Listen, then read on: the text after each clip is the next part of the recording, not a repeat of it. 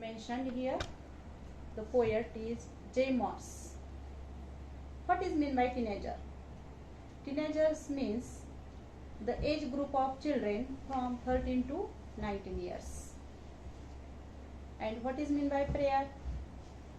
When we pray to God, it's called as prayer. In this poem, a teenager's prayer is there.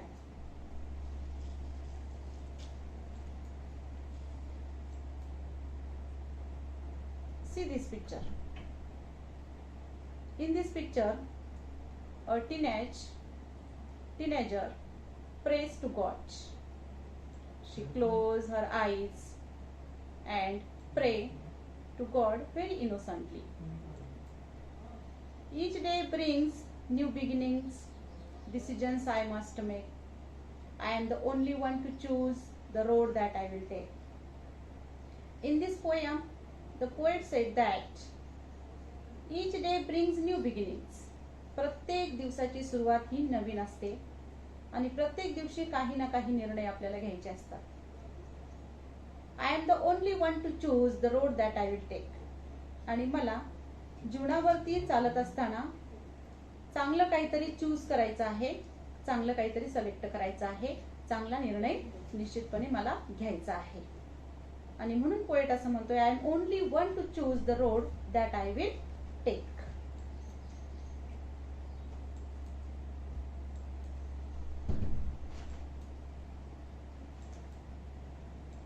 I can choose to take the road of life that leads to great success or travel down the darkened road that leads to great distress. आयुष्यामध्ये वाटचाल करत असताना या ठिकाणी मला जो यशाकडे घेऊन जाणारा मार्ग आहे त्या मार्गाने जायला आवडेल.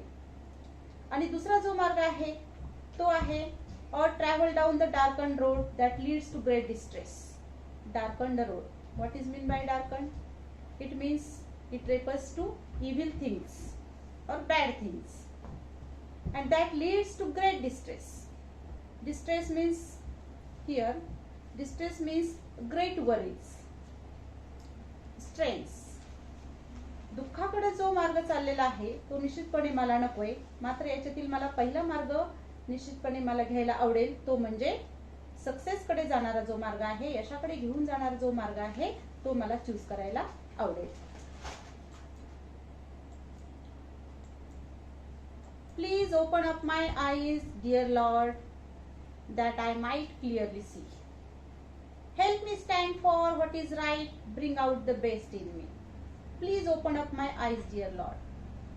देवा, माझे डोळे उघड. मला या ठिकाणी जेणेकरून सगळं काही स्पष्ट दिसेल, सगळं काही चांगलं दिसेल याची जाणीव मला असली पाहिजे आणि मी चांगलं पाहू इच्छितो. Help me stand for what is right. जे काही योग्य आहे ते मला दिसलं पाहिजे. जे योग्य मार्ग जो आहे त्या मार्गाने मला जायचं आहे. Bring out the best in me. Which things are best in me. माझ्यामध्ये जे काही बेस्ट आहे, ज्या काही चांगल्या क्वालिटीज आहेत त्या निश्चितपणे बाहेर आल्या पाहिजे, त्या सगळ्यांना दिसल्या पाहिजे. आणि माझ्यामधील जे काही सुप्त गुण आहेत त्या सुप्त गुणांना तू वाव दे. So God help me for this. Help Lord to just say no. When temptation comes my way, that I might keep my body clean and fit for life each day. Help Lord just say no. Lord, मला नाही म्हणायला मदत कर. परंतु केव्हा मला नाही केव्हा म्हणता आलं पाहिजे? When temptation comes my way. Temptation. What is mean by temptation? It means a strong wish to do something bad or something wrong.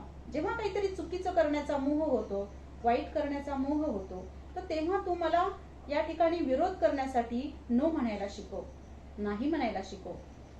That I might keep my body clean and fit for life each day.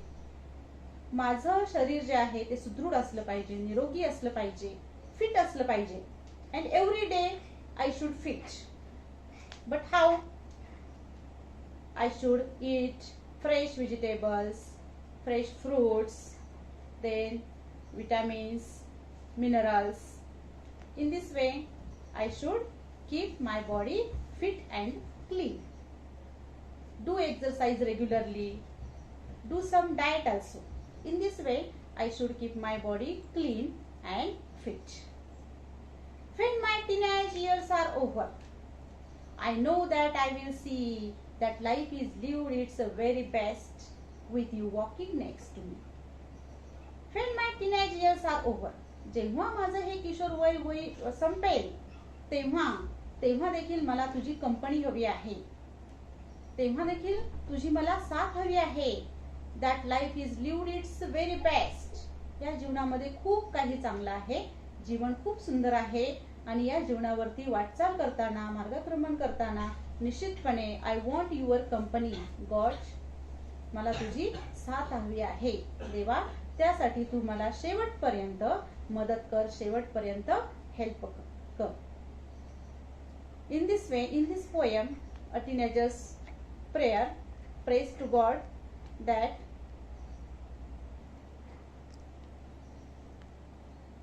if you like this poem, then please like, subscribe and share